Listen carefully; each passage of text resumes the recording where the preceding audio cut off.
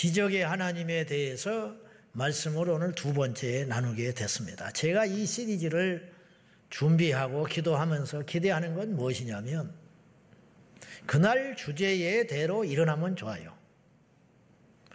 기도에 대한 우리가 말씀을 들었으면 기도가 일어나야 되고, 전도의 복음 전파에 대한 메시지를 들었으면 복음 전파에 대한 강력한 역사가 일어나야 하듯이, 기적에 대한 주제를 가지고 우리가 말씀을 들었으면 기적이 일어나야 한다는 거예요. 이것이 앞뒤가 맞는 거예요. 이것이 우리 스스로를 기만하지 않는 거예요. 이것이 믿음의 열매예요. 이것이. 그러니까 우리가 그런 기대감, 하나님께 나오는 자는 반드시 그가 계신 것을 믿고 그분을 찾는 자에게 역사가 일어나고 상 주시는 것을 믿어야, 이거는 뭐 신학적 문제도 아니고 해석도 필요할 문제가 아니에요. 당연한 거라, 당연한 거. 어려운 것도 주일학교 아이도 다 아는 이야기라 이거예요. 기본으로 돌아가라. 기본의 시작. 예배를 안 드린다. 드려도 구경꾼이다. 그거는 하나님을 능멸하는 행위라는, 능멸하는 행위. 일례로 내가 주일날 오후 예배를 등한시하고 내 방에서 어떤 다른 일을 하면 여러분들이 시험에 드는 것이 아니라 목사님이 뭔가 급하고 중요한 일이 있겠지, 그렇게 생각을 할 거 아니냐 이 말이에요. 이게 아주 위험한 생각이라는 거죠. 초신자가 그러고 있으면 아이고 저 사람 저러면 안 되는데 걱정이 될 거 아닙니까? 그러나 사역자가 그러고 있으면 걱정을 하는 게 아니고 이해를 해버린다는, 이해. 결국은 그 사역자는 죽는 것이 되는 거지. 이게 남의 이야기가 아니고 누구든지 그런 우를 범할 수 있음을 알고 바짝 긴장하고, 타락이라는 게 다른 게 타락이 아니고 뭐 음란하고 뭐 도둑질하는 것만이 타락이 아니고 그런 조짐들이 벌써 타락의 시작이다. 하나님 앞에 건방 떠는 자세들, 그런 것들이 없어야 할 것입니다. 지난주 말씀에 기적의 하나님의 첫 시간에 성경은 기적으로 가득 찬 책이다, 이렇게 말씀드렸어요. 기적은 당연히 일어날 일이라는 거예요. 교회에 왔는데 병이 고쳐지는 게 당연한 일이에요. 예수를 믿었으면 천국 가듯이 기도를 하면 역사가 따르는 건 당연한 일이라는 거예요. 근데 교회에서 어떤 기적이 일어나면 이상하게 본다 이 말이에요. 물론 그렇게 보게 된 계기와 이유가 분명히 있죠. 그건 이제 좀 이따 생각을 해보기로 하고, 두 번째, 어쨌든 성경은 기적으로 꽉 찬 이야기다. 기적을 빼버리면 성경은 도덕과 윤리와 철학의 책밖에 안 된다. 그런 책들은 세상에 세고 셌다 이 말이에요. 그러나 성경이 성경인 이유는 하나님이 행하신 초자연적 기적들이 낱낱이 있기 때문에, 그리고 그것이 과거의 역사로 끝나는 것이 아니라 지금도 일어나고 있다라고 하는 확신을 주고 계시고, 더 나아가서 장차 되어질 계시까지, 예언적 사건까지 기적으로 성경은 기록되어 있기 때문에 이 세상에 성경과 비길 수 있는 책은 어떤 것도 없다, 그런 뜻이에요. 사실적이고 계시적이고 현세적인 책이 성경책이다. 이런 책은 없다 이 말이에요. 이런 책은 없어. 사실을 기록한 책은 많아요. 세상에 사실을 기록했건만 그 안에는 기적은 없어요. 그러니까 성경을 못 따라오는 거죠. 기적을 기록한 책도 있어. 그러나 그것은 픽션이야. 소설이라 이거죠. 사실을 동반한 기적이 아니고 허구맹랑한 SF 소설은 세상에 차고 넘지만 그건 가짜라. 미래에 대한 이야기를 담은 책도 분명히 이 땅에 차고 넘치고 존재하지만 그 미래에 대한 예견이나 그러한 어떤 기술들은 허무맹랑한 것들이기 때문에 성경과 비길 수 없는 책들이다, 이런 뜻이죠. 인류 역사는 분명히 말씀드리지만은 성경대로 대응하고 있다는 걸 기억해야 돼요. 그래서 성경은 살아있는 진리의 책인데 그 진리의 책 속에 기적이 있더라는 거죠. 그러면 기적조차도 사실이라는 거예요.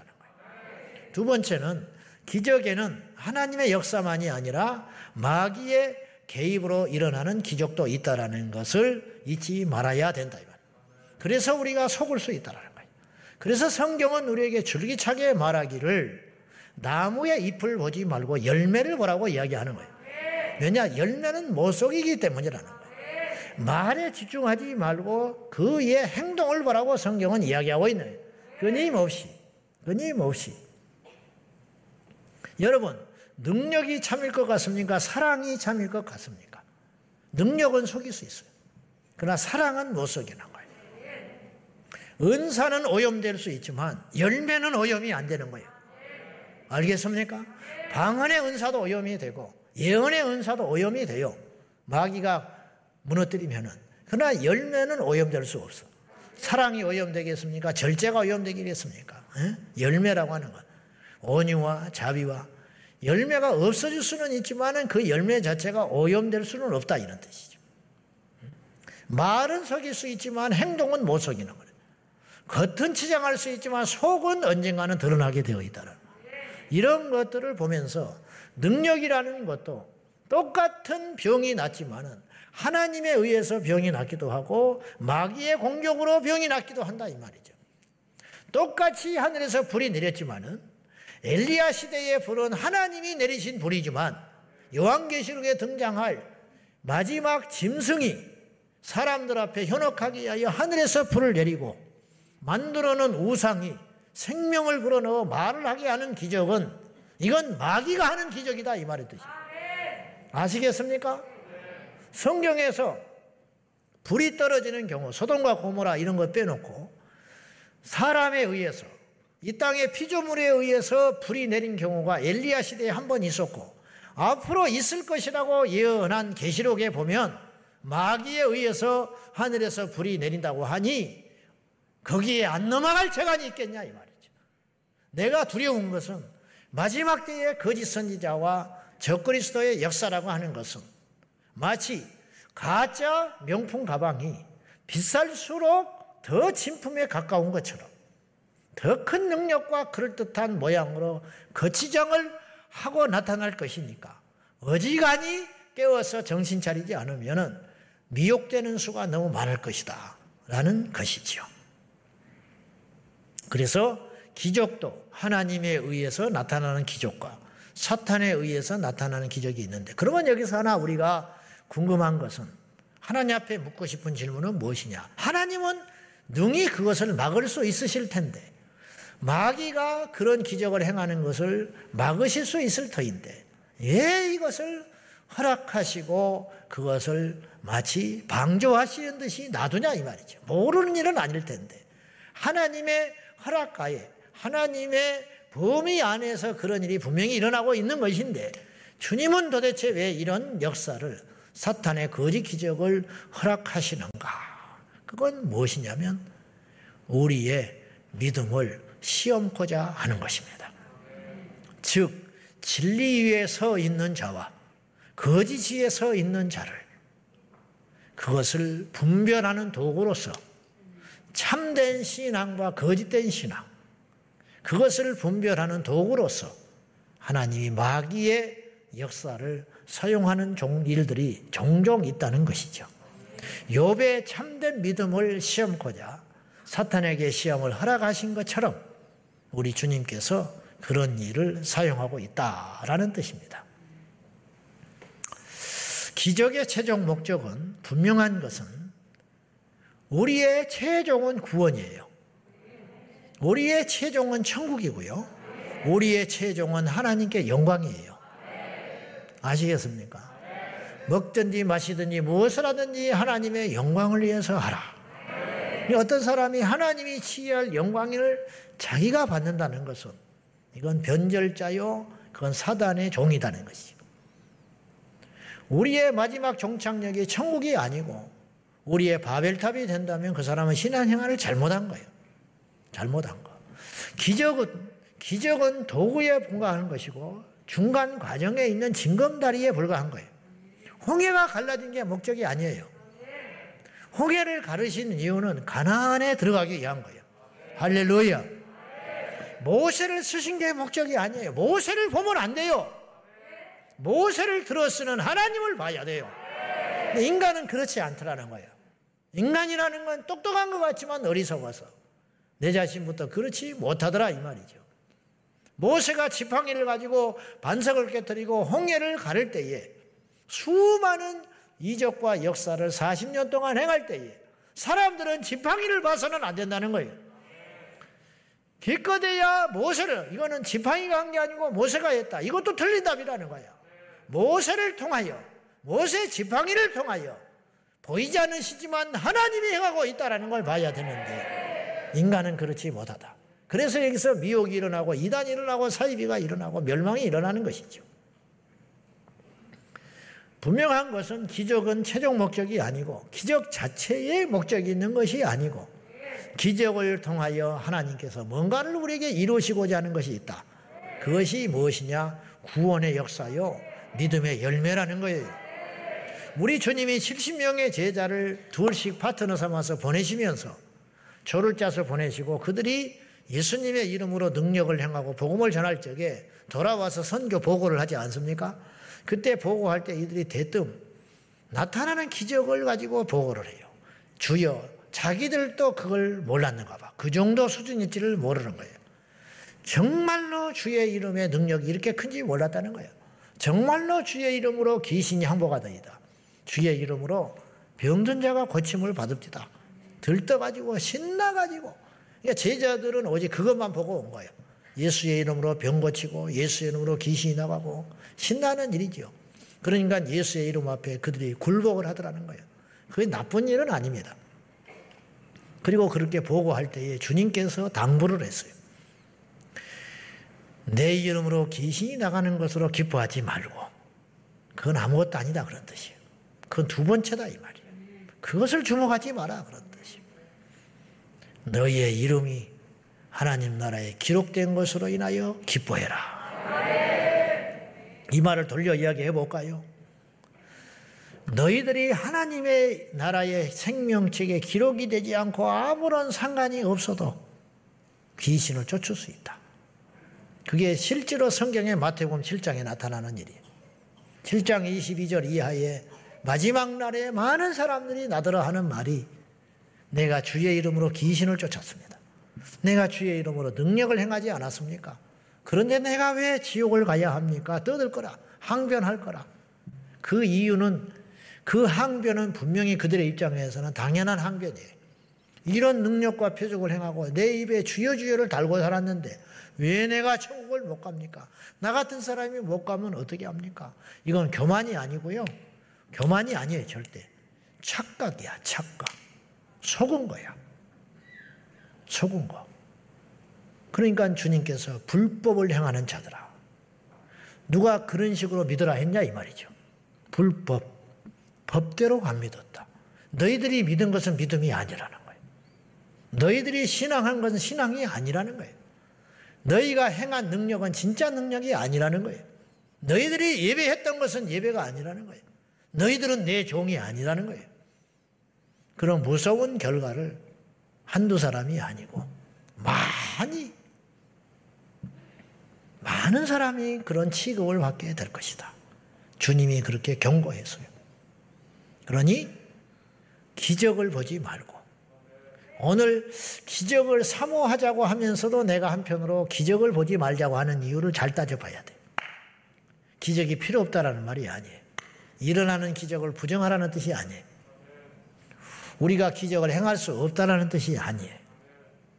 그런 일이 일어나지만, 일어나야 하지만, 일어나고 싶지만, 우리가 그걸 사모하지만, 그러나 그것에 머물러서는 안 된다는 거죠.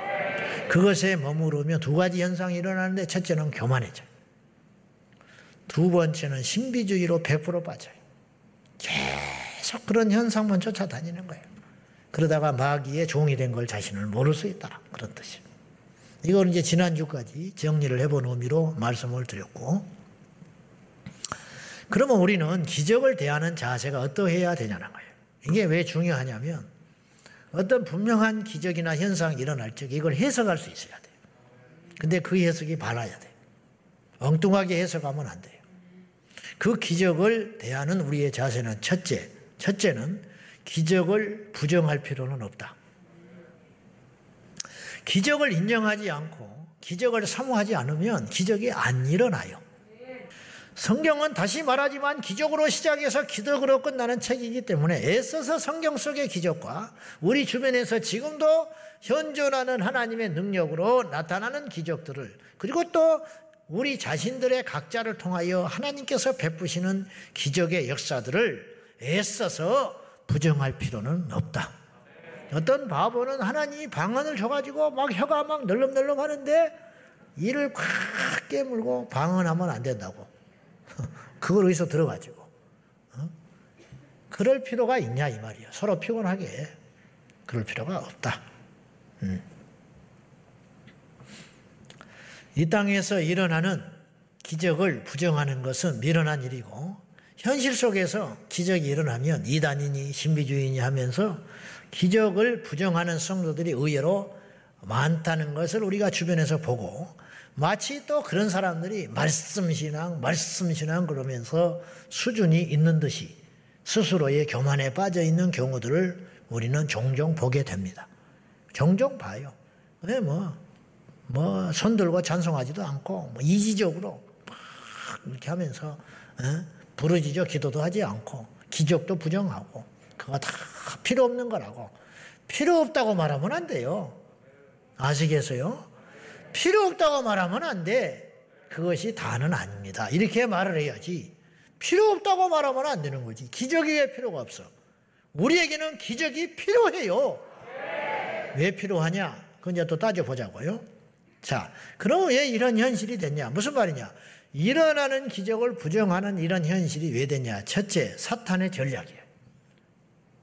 사단은 수가 엄청 높아요. 기적을 부정하게 되므로 믿음의 한 중요한 축을 잃게 되는 거예요. 믿음의 동력에 힘을 빼게 되는 거죠. 지금 제3세계나 이슬람권에서 하나님이 초자연적 기적을 많이 일으키는데 그 기적이 사라지고 나면 말씀을 전하기가 너무너무 힘들어요. 마가복음 16장 17절과 18절 다 같이 시작. 곧 그들이 내 이름으로 귀신을 쫓아내며 새 방언을 말하며 뱀을 집어 올리며 무슨 독을 마실지라도 해를 받지 아니하며 병든 사람에게 손을 얹은즉 나으리라 하시더라. 이 말씀을 사도가 한 게 아니고 선지자가 한 게 아니고 예수님이 직접 하셨어요. 믿는 자들에겐 이런 표적이 따르리니 너희가 새 방언을 말하고 귀신을 쫓아내며 뱀을 집으며 독을 마셔도 해받지 아니하고 병든 자에게 손을 얹은 즉 나으리라고 하는 5대 능력의 역사를 예수님이 친히 말씀하실 뿐만 아니라 내가 이런 일을 했다라고 과거 완료형으로 말씀하신 것이 아니라 믿는 자에게는 이런 일이 일어나게 될 것이다. 너희들도 이런 일을 하거라. 그런 뜻이 권장사항이다. 권장사항. 그러니 방언하는 거 잘못된 거 아니에요? 뱀 짚는 거 잘못된 거 아니에요? 독을 마셔도 죽지 않는 게 잘못된 현상이 아니라 이 말이에요. 그거는 마귀가 하는 일이 아니에요. 뱀을 집었는데 물렸는데 안 죽는 것은 와 이건 사탄의 일이야. 그렇게 말하지 마라 이 말이에요. 기적이 일어나는 것을 함부로 그렇게 매도하지 마라. 귀신을 쫓는 것을 잘못됐다고 말하지 말아라. 병든 자에게 손을 얹어서 병든 자가 고침받는 것을 필요 없다고 말하지 마라. 그건 비겁한 이야기다. 그런 뜻이에요. 이런 일들이 분명히 성경에 존재하고 예수님이 하지 않으셨고 우리 보고 하지 말라고 하셨으면 아무리 우리에게 유익한 일이고 필요한 일이라도 해도 안 해야 돼요. 그런데 주님이 하셨어요. 그리고 이런 일을 하라고 명하셨어요. 그러면 하면 돼요. 그런데 사단이 이런 일을 폄하함으로 인하여 중요한 믿음의 능력의 한 축을 꺾어버림으로 인하여 하나님의 영광을 그리고 복음의 능력을 약화시키는 도구가 된다는 거죠. 그래서 교회가 힘이 없어요. 오늘날. 초대교회는 그렇지 않았어요.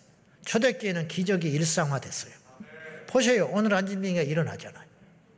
표적과 기적으로 사도행전 2장 말미에 보면 믿는 사람에게 있어서 사도들로 말미암아 표적과 기사, 표적을 제가 뭐라고 그랬어요? 겉으로 나타난 흔적. 그랬죠? 제가 지난 시간에 표적, 겉표자잖아요. 겉표, 껍질. 그러니까 겉으로 나타나는 흔적. 하나님은 살아계시는데 영이기 때문에 안 보여. 실체가 없어요. 근데 홍해가 갈라지는 걸 보면 하나님이 살아계신 거예요. 이게 표적이라는 거예요. 귀신이 나가는 걸 보면 표적이라. 베드로가 마술사도 아니고 의사도 아닌데 안진병 일으키는 걸 보면 베드로가 한 일은 아니라는 건 자명한 거지요. 그러면 그건 하나님이 하신 일이야.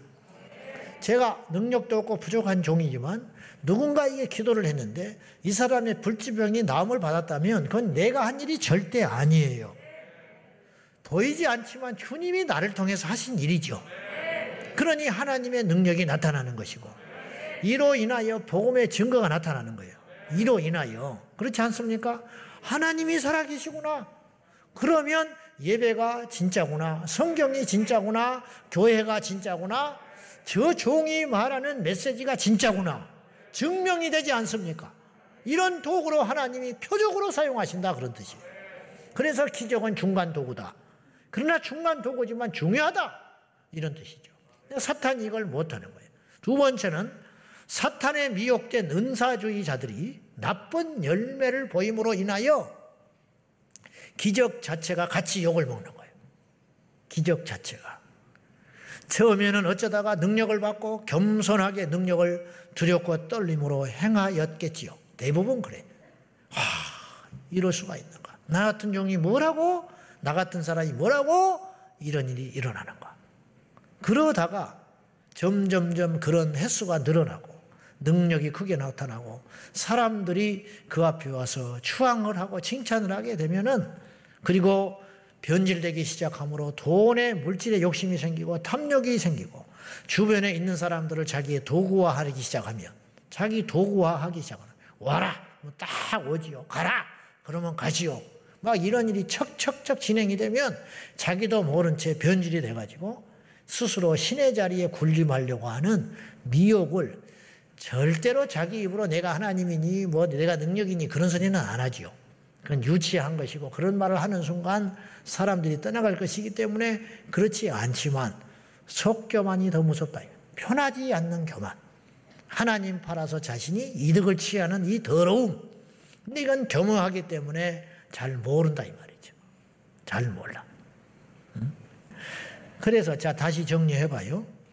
기적을 부정하지 마라. 절대 부정하지 마세요.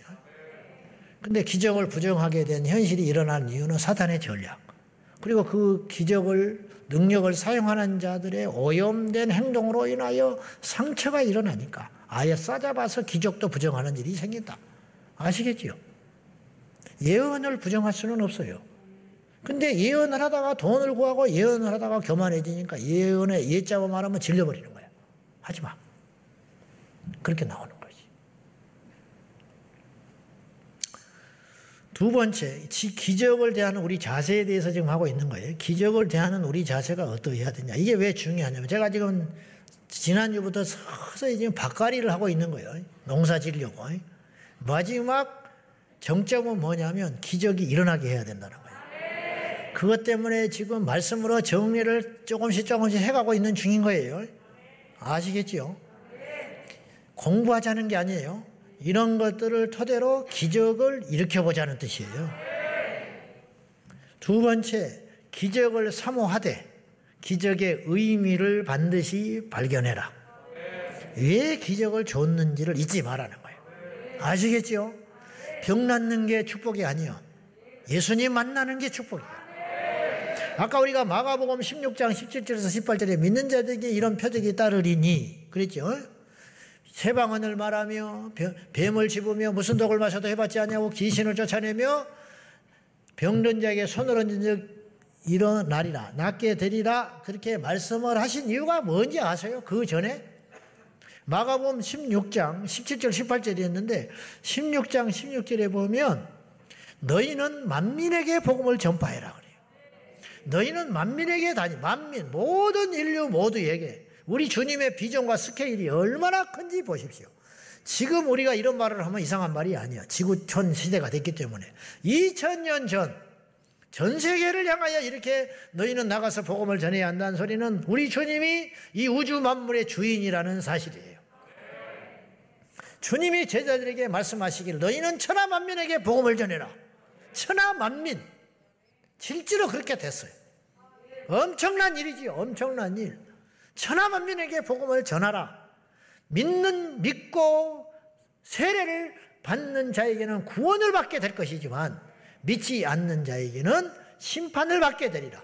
주님이 그렇게 말하시고 나서 그리고 나서 믿는 자에게 이런 표적이 따른다 그랬어. 이게 무슨 말이냐? 너희 복음 전하는 자 믿는 너희들이 복음을 효과적으로 전하기 위하여 기적을 일으킬 필요가 있다. 그러면 기적은 목적이 아니라는 거예요. 기적은 복음 전파를 위한 효과적이고 훌륭한 도구이다. 중요하죠. 중요해. 그러나 최종 목적은 아니다. 그러므로 우리가 이런 가정을 해볼 수가 있어요. 복음 전파를 위해서 기적을 줬다 이거예요. 하나님의 나타나심을 위해서 기적이 나타난 건 맞다. 그러면 사도 바울도 역시 복음 전파를 위해서 기적을 행하는 경우가 있어요. 어느 지역에 가서 귀신 들린 자, 병든 자, 루스드라나 이런 데 갔을 때, 빌립보나 이런 데 갔을 때 점하는 귀신, 나면서부터 안진병이 된 자, 이런 사람들을 담대하게 예수님을 일으키잖아요. 그럼 막 소동이 일어나죠. 근데 병든 자 고친 것이 사도 바울은 목적이 아니야. 그걸 통해 가지고 소문이 나지요. 무슨 일이냐 이게? 세상에 이럴 수가 있냐? 바울이 했다냐? 그럼 모여들 거 아니에요. 그러면 딱 이야기하는 거예요. 내가 한 게 아니다. 알지 않냐? 주님이 하셨다. 그분이 예수 그리스도다. 그러면 사람들이 그 예수가 누구냐는 거야. 너희의 죄를 성량해 줄 유일한 하나님이시다. 그러면 뭐냐? 퍽퍽퍽 꼬꾸라지는 거죠. 그러면 그곳에 교회를 세우는 거예요. 그러면 기적 필요 없어. 기적이 일어날 수도 있고 안 일어날 수도 있어.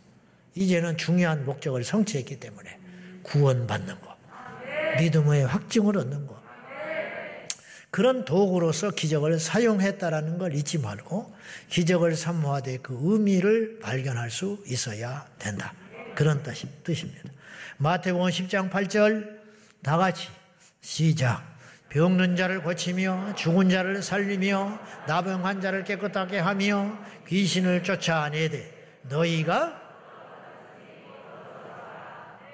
쫓아내되 병든 자를 고치되 죽은 자를 살리되 나병한 자를 온전케 하되 귀신을 쫓아내되 그것에 목적을 두지 말고 잊지 마라. 너희가 거저 받았다. 너희가 하고 있는 게 아니다. 너희의 노력으로 이런 일을 하고 있는 게 아니다. 내가 애쓰고 노력하고 수고해서 그런 일을 한다면 정당한 대가를 받아야 돼. 그러나 아무것도 나는 한 것이 없어. 그것을 얻기 위해서 주님이 나를 사용하셔서 쓰고 있는 것뿐이야. 그러니 이득을 탐하지 마라. 그러면 죽는다는 거야 너희들은. 그랬다가는 너희들은 죽고 만다는 거야. 거저 받았으니 거저 주라. 그런 뜻이. 세 번째, 우리가 기적을 대할 때 이런 자세를 분명히 가져야 돼. 우리도 기적의 주인공이 될 수 있다. 기적의 주인공이 된다는 건 두 가지. 첫째, 기적을 행하는 자가 될 수 있다. 두 번째, 기적의 수혜자가 될 수 있다. 내가 누군가의 병을 고칠 수 있고 거꾸로 내가 내 병이 누군가에 의해서 기적으로 나을 수 있다. 내가 누군가에게 악령을 쫓아낼 수 있고 거꾸로 악령에 시달리는 내가 기적의 수혜자가 되어서 악령이 내게서 떠나가는 은혜를 입을 수 있다. 그런 뜻이에요. 할렐루야. 그리할 수 있어요. 누구든지 그렇게 할 수 있어요. 잊지 마시오. 하나님께는 암이나 감기나 똑같다. 하나님께는 하늘에서 불을 내리는 거나 하늘에서 비를 내리는 거나 똑같다. 우리는 비 내리는 것보다 불 내리는 게 훨씬 어렵게 생각할 수 있어요. 그죠? 하나님이 비는 내리지만 불은 안 내릴 걸로 생각해. 왜냐? 많지 않았기 때문에. 그리고 불 내리는 걸 우리는 본 적이 없어요. 비는 내리지만. 그러나 하나님은 비 내리는 거나 불 내리는 거나 똑같다. 본문에 나타난 기적의 방정식이 있어요. 기적이 일어나려면 필요 충분 조건이 필요해요. 필요 충분. 필요라고 하는 것은 뭐냐면은 요구다 이 말이에요. 요구.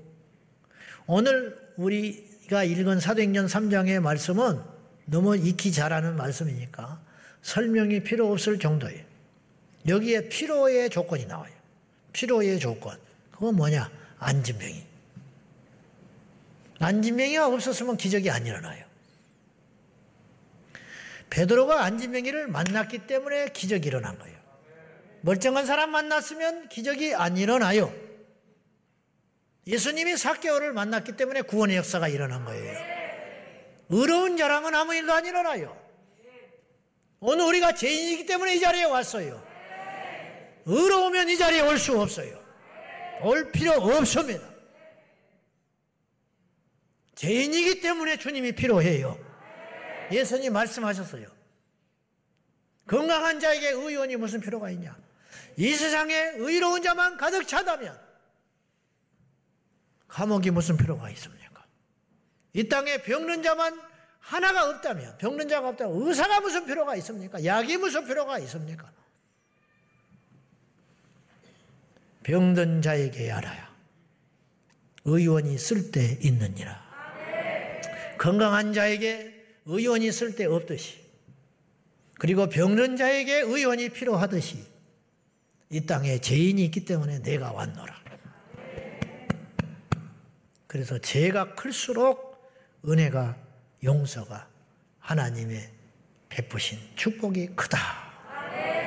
세상은요, 죄가 있고 나쁘고 힘들고 거친 일이 있고 연약해지고 필요 없어지면 가차없이 던져버립니다.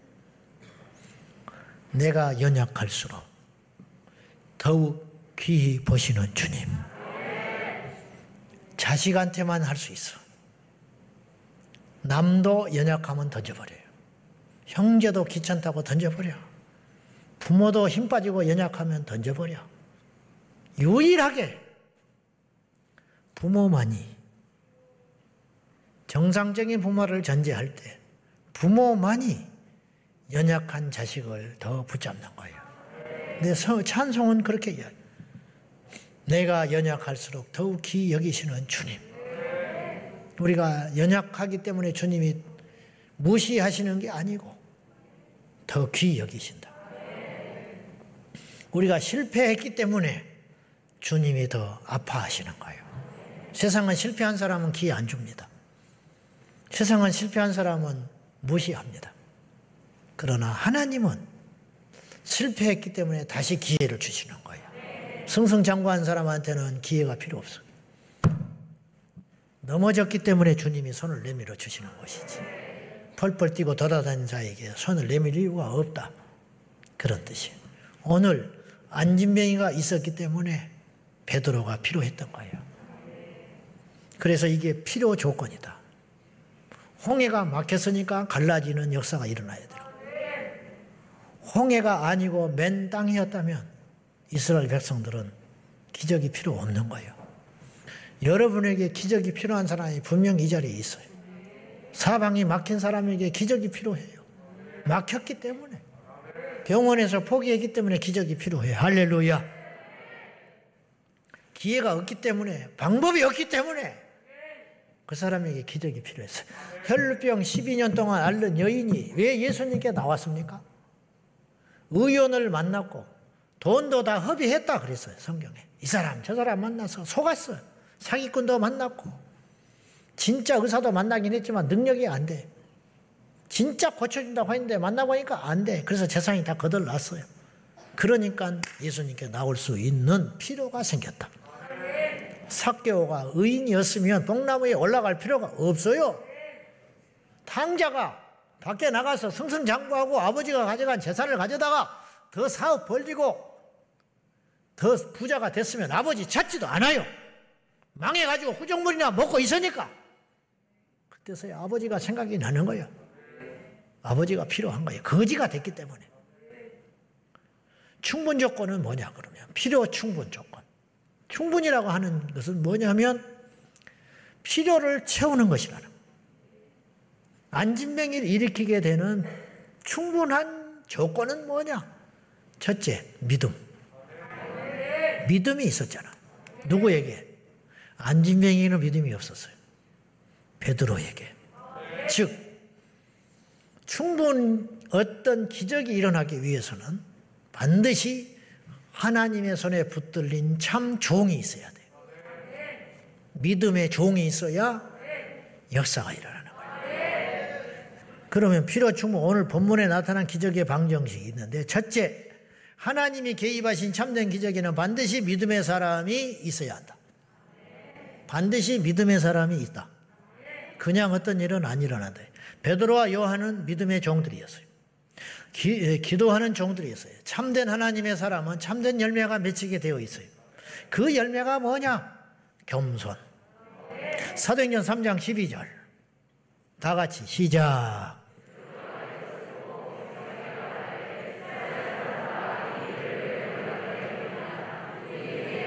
권능과 경건으로 이 사람을 걷게 한 것처럼 왜 우리를 주목하느냐? 우리를 보지 마라. 필요 없는 짓이다. 우리가 한 거 아니다. 할렐루야. 이 말 한 것이 당연하잖아요. 당연해 안 당연해? 당연한 거야. 근데 이 당연한 게 안 지켜져. 이 당연한 것이 안 지켜진 일이 너무 많아. 그래서 망하는 거예요. 너무 망해. 여러분, 답은 먼데 있지 않아. 답은 먼데 있지 않고요. 문제도 먼데 있지 않아. 문제와 답이 가까이 있습니다. 기초에 있어. 기본에 있어. 굉장히 어려운 방정식을 풀고 있는 것 같지만 덧셈 뺄셈 못하고 곱셈 나누기 못하면 아무것도 못해. 모든 것의 시작은 거기서 시작되는 거예요. 모든 사역, 모든 믿음, 모든 믿음의 행위의 시작은 겸손에서 시작하는 거예요. 겸손. 두 번째는 담대한 믿음의 용기가 있어야 돼. 담대한 믿음의 용기. 여러분, 말이 쉽지요. 벌건 대낮에 이렇게 걸어가는데 안지민이가 구걸하고 있는데 예수의 이름으로 일어나. 쉽지 않습니다. 절대 쉽지 않아.